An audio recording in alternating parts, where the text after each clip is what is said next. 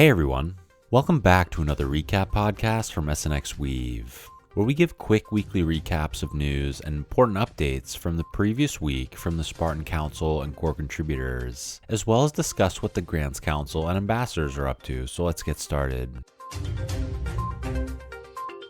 The Spartan Council had a discussion about the SIP to move elections fully on-chain, with Millie highlighting that this is a big vote of confidence from the core contributors that the protocol is willing to take that next step of decentralization.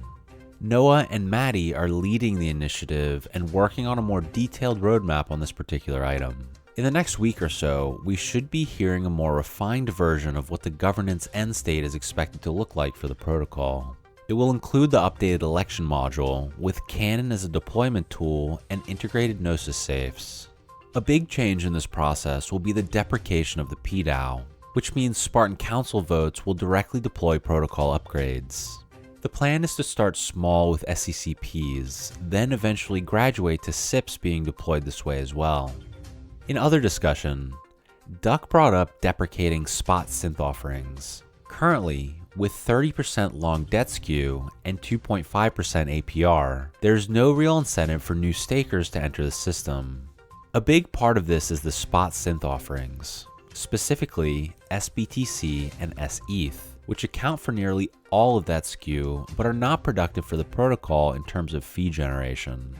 Duck then suggested some options for unwinding these offerings by either picking a distant date where everyone's SETH and SBTC are automatically converted to SUSD, or by adding a fee on inbound exchanges that would be from SUSD to one of these synths. There is some consensus that options for increasing the cost to hold these synths should be explored, which would create some pressure to unwind. Caleb highlighted that there are nearly $70 million worth of outstanding spot SETH and SBTC, and that individual holders might be unhappy with this change.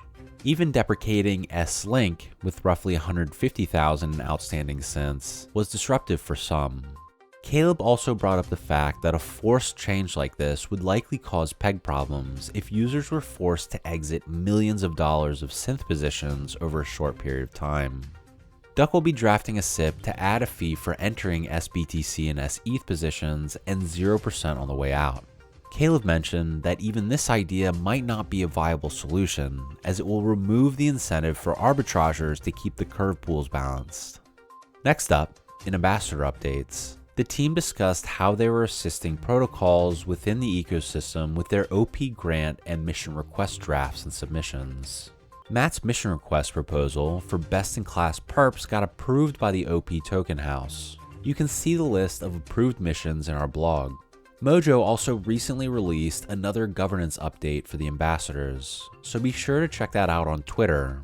The post discusses Optimism Grants Voting Cycle 19, which has already started, OP Token House call recap, mission requests voting by OP Token House. The vote has ended and Matt's proposal was approved, as we mentioned before. The ambassadors urge all ecosystem partners, devs, and community members to look at the approved mission request and evaluate if you want to apply and contribute. Lastly, the post gives a shout out to everyone who delegated OP to the council. The ambassadors used it to perform their OP Token House duties and voted for all the proposals.